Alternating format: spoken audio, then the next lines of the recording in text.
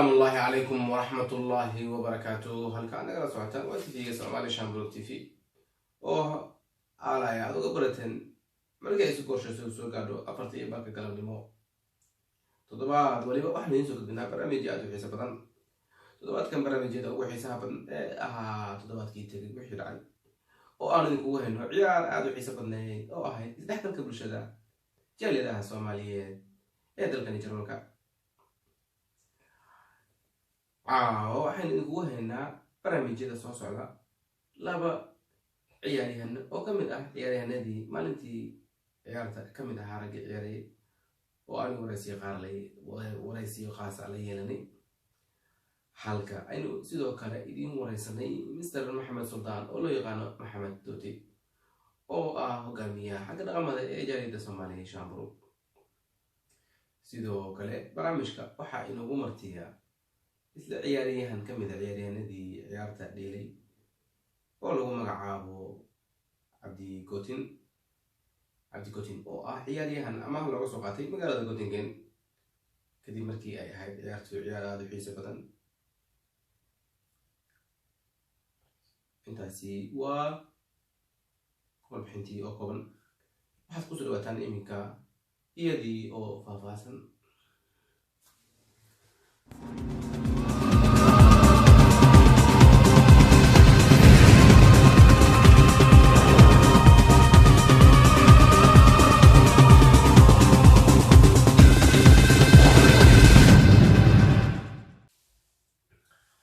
isku soo noqosho wanaagsan daawadayaal, weli waxaad nagala socotaan TV-ga Soomaali Shambro TV xaruntiisa magaalada Isaagan. sida aad arkaysaanba waxaynu u gudbaynaa qaybtani ugu horeysay ee barnaamijka. waxaynu qaybta ugu horeysay waraysi kula yeelanay Mr. Cabdi Gotin oo ah ciyaaryahan magaalada Göttingen ama ay uga soo wadatay deegaanada jaaliyadda Soomaali Shambro. Cabdi Gotin oo ah ciyaaryahan heer qaran kusoo Cabdi stuudiyaha magaalada Isaagan.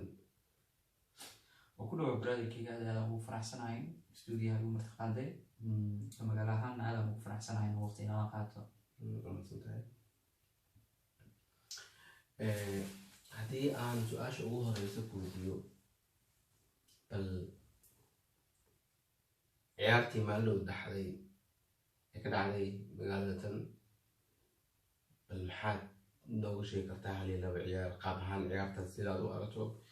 iyo sidoo kaleeto waxaa is leedahay isboortiga dhalinyarada Soomaaliyeed ee ku nool mandaqadan Shambro waxaa ka dhiman ay aad masalan fikir ahaan hal iyo laba nagu soo kordhin karto ama is leedahay ugu baaq jaaliyadadan. wallahi horta ciyaartu waxay ciyaar si aan caadi ah u socotay goolashii iska dhilanaya waxay kaaga cadaynaysaa in impossible aan ahayn oo 9-9 ku dhamaatay ciyaarta. meesha waxa kaaga cad in aad iyo aad isku raftay kan dhahaan magaaladiina in ciyaartoydiina joogta aad u fiican yihiin, isku xirkiina aad u fiican yahay, inaan sii saa'iideysaan isku xirkan kubadaan markasta in la dheelo si isku xirnaan fiican aad u heshaan. okay, waa mahadsan tahay. dabcan waxaan maleynayaa inay ku daawanayaan dhammaan jaaliyadda, khaasatan hogaanka jaaliyadda oo dhanka isboortiga ugu qaabilsan. bal marka aad isbarbar dhigto ciyaartii dhacday, xirfad ahaan ciyaaryahanadee ku wanaagsanaa ayaa is leedahay? aniga laftigeyga goobjoog ayaan ahaa, ciyaarta waxbaan ka arkay, balse dabcan nin walba hawshiisa isa yaqaan. adiga lugta maala, adiga ciyaaryahan heer qaran ah oo garan kara halka ay kala tagnaayeen labada kooxood, ama hal iyo laba ciyaaryahanadii markaa ugu wacnaa oo aad noo taaban kartid. ma kooxda Istaad Hagan ayaa xirfad ahaan heer sare ahayd, mase waa dhanka kale kooxda Minden ayaa is leedahay fikir ahaantaada? horta ciyaarta waxay ahayd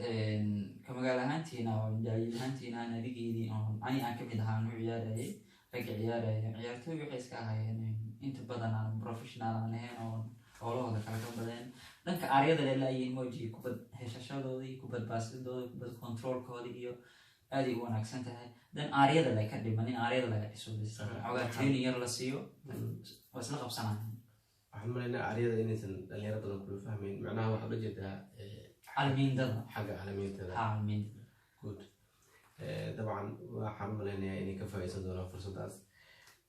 maxaa markaa aad kula talin lahayd qaab ahaan ciyaartooyda maalinta ciyaaraya iyo ama ciyaartooyda kale markaa ka maqneed laakiin ku sugan mandaqadan Shabro dabcan wallahi waa la ii sheegay in ciyaartooy badan magaalada ay degan yihiin oo kubadna yaqaaniin oo ay maqan yihiin dan waxaa wanaagsaneed in maalintaas ay is aragno dan hadda nin maqan waxba lagama sheegi karo laakiin dan waxaa rajeynaa in kulanka dambe iyo xiliyaareed dambe inaan wada ciyaari doono aan arki doono xirfadahooda dabcan waqti badan isla qaadan doono waxaan rajeynaa insha allah. Okay dhanka kale ciyaaryahanada middan hal iyo laba waxaa dheerad ma jiraan hal iyo laba waxaa dhihi lahaa nin oo aad iyo aad kubadiisa ay u fiican tahay jirto oon aad uga hada ciyaartiisa laakiin xoogaa problemkiisu ahaa in hadal xoogaa inuu barsada u malaynay interest inuu ahaayo iska falaashayo xoogaa qaylada ay ka horeyso in la yiraahdo cilmi hadda waa video waan daawan doonta cafwan cilmi wuxuu kamid ahaa ciyaaryahanada magaalada Sadahan laakiin ciyaaryahanada aan ku weydiinayo waa ciyaaryahanada martida ahayd ee magaalada midna ka dhisnay wallahi kuwa inta badanaa way ay fiicnaayeen kulligooda hal iyo labo oo waxoogahaana waa iska jiraan impossible aan ahayn laakiin aad u wanaagsanay ciyaartooydaas isku xirkooda kubad heshashadooda ay wanaagsanay waxaan filayaa ciyaaryahan cilmi inuu ku daawanayo sidoo kaleeto isaguna waxaan leenahay hadalku ha yaraado hawshuna ha badnato cabdikutin mise ayaa is leedahay magaaladadan waad kusii sugnaan doontaa mase kasoo qayb gelin doontaa ciyaaraha dambe dhici doona mararka qaarkood wallahi waqtigeyga ugu badan insha allah haddaaba mar fasax la helayo insha allah waqtigeyga ugu badan oo fasaxa inaan magaaladan ku qataa rajeena insha allah waayo adigaa joogo tiktorki aad bulshaa weye tootiyaa joogo oo saaxiibadey rag aad u fiican oo meeshaan ka bartaa tihiin dabcan waqtigeyga ugu badan inaan la qaataa rajeena hadduu hadda yiraahdo aad umahadsantahay marka ugu dambeyn inooga sheegin kartaa noloshaada ciyaaryahaneed heerka aad soo gaadhay ilaa iyo waqtiga aad soo bartay ciyaarta markii horta ugu horreysay aad dareentay inaad tahay ciyaaryahan xirfad leh oo ciyaari kara kubadda cagta maxaase kugu dhaliyay inaad kubadda dhesho mase ma tahay ruux kubadda jecel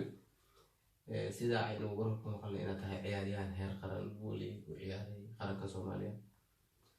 wallahi kubadda Soomaaliya waxaa laga soo bilaabo ogtahay xilligii iskuulkii dugsiga loo soo gooyaa ciyaar bacadiska ah qamara la ciyaari jiray 2003 ku shilin la dhigtaa kabalaan la dheeli jiray inkastoo ay kubadda Soomaaliya iska tahay bacadi u badan tahay hadda ay noqotay garoon coos iyo wax la helay wallahi waxay ugu dhalatay inaan kubadda ciyaarayo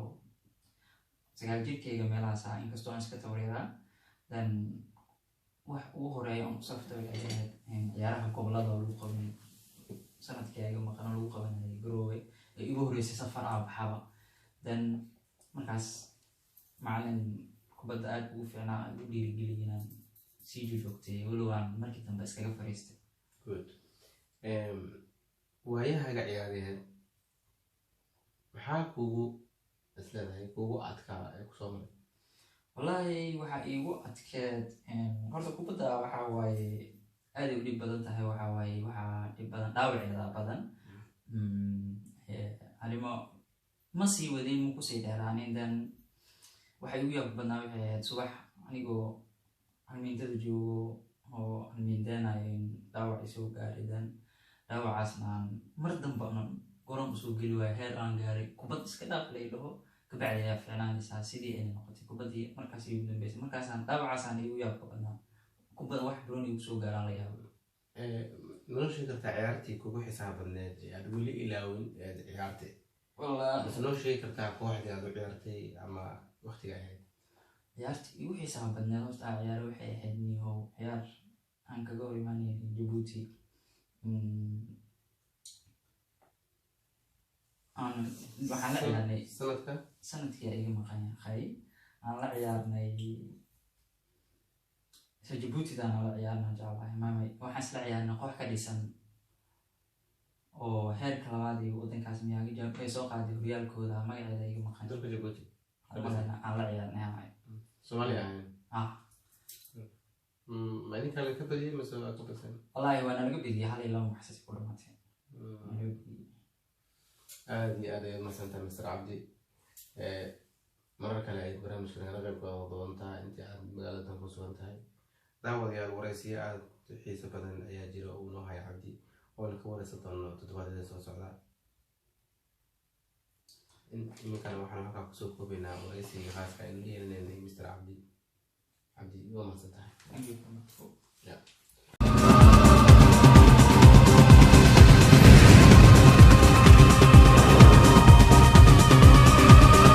kusoo dhawaada daawadayaal mar labaad barnaamijkaygii qaybtiisii labaad oo aynu ku waraysan doono maxamed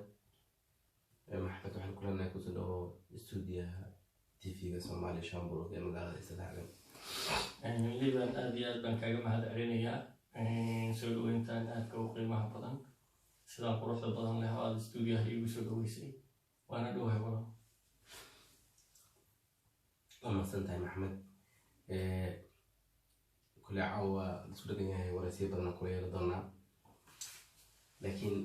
waxa ugu xiisaha badan ee shacabka jaaliyadda Somali Shamburg ay ka sugayaan ama ay doonayaan inay wax ka ogaadaan waxay tahay ciyaartii maalin dhacday oo aad ahayd ciyaaryahan aad ugu dhex muuqday ciyaartaas bal maxaa ciyaartaas kugu xiisaha badnaa ama aad leedahay wax xasuus aan igagu idoonin liban haddii aan kaga warramo ciyaartii galabtii dhowey dhacday oo u dhexaysay magaalada Isdhexgal ama deegaanka Shamburg iyo magaalada Minden waxay ahayd horta ciyaar aad iyo aad u wanaagsan faa'iidada koowaad oo aan ka dhaxalnay oo aan dhihi karno waxa weeye dhaxalgal aad u muhiim ah waxa weeye isdhexgalka Minden waa magaalo aad u weyn waxaa ku dhaqan oo degan Soomaali aad u badan magaalada aan degannahay iyo deegaanka Shamburgna sidoo kale waxaa degan Soomaali aad u badan waxaanan horta mahad gaara halkan rabaa inaan uga soo jeediyo jaaliyadda Soomaaliyeed ee ka dhisan deegaankeena Shamburg uu guddoomiyaha ka yahay Maxamed Macalin aad iyo aad baan ugu bogaadinaynaa sida uu u sameynayo macnihii isdhexgal aad u wanaagsan hadday noqoto Soomaalida dhexdeeda iyo hadday noqoto bulshadan aan ku dhex noolahay ee waddanka Jarmalka dadka Jarmalka ciyaartii haddaan dib ugu soo noqday ciyaarta waxay ahayd ciyaar aad iyo aad u xamaasad badan waxaana ka dareemaysaa natiijada ay kusoo dhammaatay ciyaarta oo waxay kusoo dhammaatay barbardhac in la isdhaafi waayey oo waxa weeye dhanna aysan badinta aysan raacin sax runta waa ciyaartaas waxay ciyaarada ku anuguskayga daawadanka ahaa oo aan daawanayay badan tagnaa waxaan arkayay in ciyaarta aad iyo aad la ismari waayey mar haddii aan su-aal ka weydiiyo goobta waxaa ka muuqatay in ay dhanka ciyaaryahanada jaaliyadda Shamburg aynan garoonka ku wada dhameen ma nagu sheegi kartaa waxa sababay in ciyaaryahanada wada dhamaan waayeen ma dhaawacyo qaar maqan baa jir maxaa koskay liibano waa sax ciyaaryahanada deegaanka Shamburg dhammaantood garoonka kumaysan wada dhamayn taasna waxaa keenaysa waxa weeye ciyaarta oo si kadis ah garanaysaa ii sheeg kulankeedii noogu qabsoomay waxaana keenaya waxa weeye sidaa aad ka dhawaajisay ciyaaryahano badan baa waxay nooga maqnaayeen dhaawac oo waxay nooga qaadameen ciyaarta isku diyaarintii degdegeed aan isku diyaarinayna aalamiitadii aan samaynay waxaan kusoo buuxsanay bedelkeeda ciyaaryahano aan kasoo kaxaysanay magaalooyin aan saaxiib dhownahay ama sportiska aan xiriir dhow ku nahay waxaana kamid ah magaalada Göttingen waxaan kasoo kaxaysanay laacib aad muhiim noogu ahaa oo geemkii maalinta lagu dhacayna aad nooga caawiyay waxyaabo badan laacib Axmed Cabdi sidaasaan nagu kaliftay marka in balaayirinteena qaar aan kasoo tagno amasantahay haddii aynu wax ka weydiino ma isleedahay kulamada noocaana waad sii wadi doontaan mase marka maanta oo keliya idinku ekaa maalintii ciyaarta dhacayso keliya? libaanow haddii aan su-aashaadaas kaaga jawaabo anigu waxaan isleenahay kulankan maadaama sidaa quruxda badan noogu qabsoomay waxaan isleenahay in aan joogtayno waxay joogtayntaas markaan ku leeyahayna waxa weeye waxaan ka aragnay isdhexgalkii aan samaynay in aan wadi karno loona baahnaa baahi badan baan ka aragnay waan wadi doonaa waan joogtayn doonaa waxaan kaloo xataa rabnaa in aan samayno in aan maadaama hadda magaalada Minden aan la kulanay inaan annagana magaalooyin kasii shisheeya aan aadno oon kulamo aan kusoo samayno magaalooyin kasii shisheeya annagana mar labaad aan u yeerano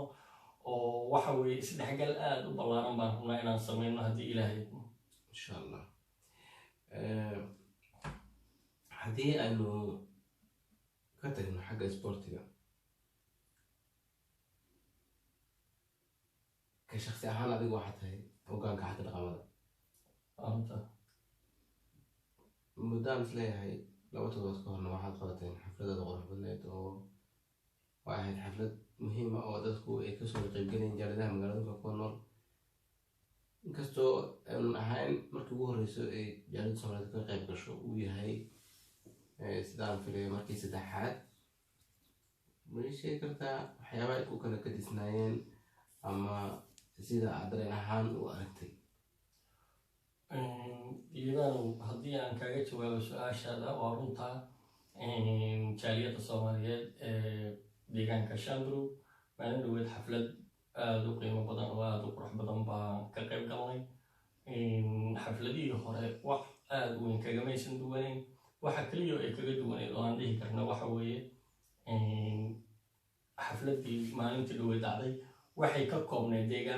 deegaanka Shanbrook waxaa ku dhaqan intaas oo kun oo wadan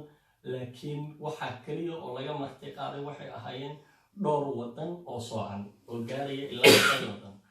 5taas wadan marka laga reebo wadankan aan ku noolahay ee Jarmalka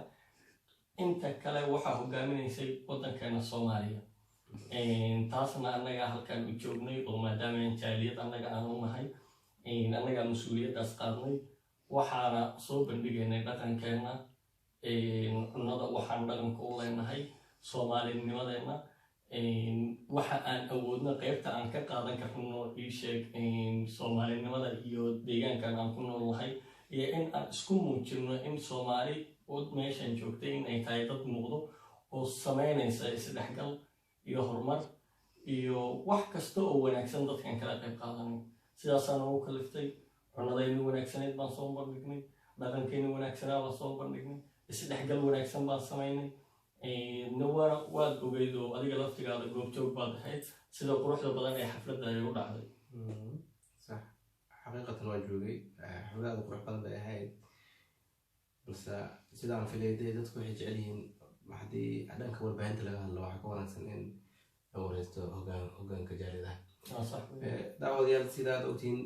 waxaan filaynaa xataa inaanu mar dhow hogaamiyaasha kuwa ugu sarreeya idinkeeni doono halkan oo aan wareysi la yeelan doono. Mr. Maxamed Suldaan intaan barnaamijka soo gabagabeyn ma noo sheegi kartaa xafladan waxa idin xiga oo idin qorshaysan ama xaflad ahaan ha ahaato ama hab dhaqameed ha ahaato waxa asleedii markaan ma ballan galay konta? waxa weeye horta wax aad u weyn baa insha allah qorsheynaa in aan gaarno oo wanaagsan. haddii aan hal iyo laba kaaga tilmaamo waxa weeye waxaan rabnaa insha allah in aan qabano kulan weyn oo Soomaalida dhexdeeda ah oo aan uga bandhigayno waxay aan qabanay iyo sidii aan waxa ma garanaysaa ii sheeg intii aan gaarnay intii aan xilka aan haynay oo la doortay wax badan oo muuqatana waan qabanay. de waxa aan qabanayna maanta in aan meel kasta ka sheegno ama saxaafad aan la hornimaano ama aan ma garanaysaa dadka ka hor sheegno waxaa ka qurux badan ma garanaysaa qof kasta oo walaalkaya in aad u caawisid ma garanaysaa si walaaltinimo Soomaalinimo adigoo aadan u eegin xataa in aad mas'uuliyad adiga gaar ah aad u haysid. taasna waxay ka dhaxaysaa qof kasta oo Soomaaliya markii laga yimaado muslimnimada iyo dhaqanka marka laga yimaado qof kasta oo Soomaaliya waxaa ku waajiba in uu walaalkiisa Soomaaliyeed uu si furan u caawiyo wax kasta uu awoodana ka caawiyo insha allah bandhig weyn baan qaban doonaa wax kasta oo aan qabanay inaan kusoo bandhigi doono insha allah. waa mahadsantahay. daawadayaal barnaamijka waan soo gabagabayn doonaa, balse su-aasha ugu dambeyso aan weydiin doono waxay tahay isaga inuu doonayo laga yaabo inuu weydiiyo idinka su-aal inuu weydiiyo ama uu fariin qaasi soo gaarsiiyo ama dartaana sida ay hadda u dhintaan. waqtiga oona weer awgeed barnaamijka waan soo gabagabayn doonaa. hal iyo labo dadka maxaa dhelay? maya waa sidaas weeye, aad iyo aad baan kaaga mahadcelinayaa sidaa jaaniska ii siisay. waxaan dadka rabaa in aan ka codsado in magaranaysaa soomaalinimo aan u wada jirno, walaaltinimo aan u wada jirno, qof kasta qofka kaloo walaalkiisa inuu caawiyo asagoo aan wax sharooda ku xirayn. tan kale waxa weeye markaan dhanka sportska liibaan anigoo dhanka sportska baan aad iyo aad u xiiseeyaa. dhalinyarada ama magaranaysaa ii sheeg ragga halkaan nala degan deegaanka nala degan qaaraan sportska aad ciyaaro laakiin aan aad magaranaysaa u tixgelin ama aan u xiiseyn baa jiro. waxaan rabnaa in raggaas ay sportska nala xoojiyaan, kor noola qaadaan, waqti noo sameeyaan, ay nala qaataan waqtigooda qaarkood. intaasaan ka codsanaya. wanaagsantahay. daawadayaal haddii aad la socoteen haddii kale maqan, laakiin kulankii xafladda ahaa ee lasoo dhaafay halkudhagiisu waxa uu ahaa ha la mid noqonin qof kale ama ha iska dhigin qof aadan ahayn, si aad u muujisid dareenkaaga shakhsiyadeed ama dhaqameed ee aad adigu qaaska u leedahay. annaguna sidoo kaleeto waynu soo dhaweynaa jaaliyadda, maxaa yeele howl adag ayay u haysaa dhammaan shacabka ku nool mandaqadatan Shamrook, qof jaaliyadda ka tirsan iyo qof aan ka tirsaneyn. aniga shakhsi ahaan waan soo dhaweynayaa. marka waxaan leenahay halkudhageenu waxa uu ahaa qofna ha la mid noqonin ee ahaa uu shakhsi jira weligaa. Mr. Maxamed, aad waa mahadsan tahay. barnaamijkaan soo gabagabaynaynaa. aad iyo aad baan kaaga mahadcelinayaa sida wanaagsan aad barnaamijkaada quruxda badan igu martiqaaday. daawadayaal iyo dhegeystayaal barnaamijkeenii intaa ayuu noogu egyahay. tan iyo intaanu ka kulmi doono toddobaadka soo socda 4 galabnimo. haddii aad doonaysid inaad barnaamijyadan iyo barnaamijyo kale oo aad u qurux badan daawatid, halka hoose commenti noogu dhaaf fikirkaaga ah. sidoo kale like and subscribe. aad ayaad mahadsantihiin. wabilaahi towfiiq. wasalaamu calaykum waraxmatullaahi wabarakaatuh.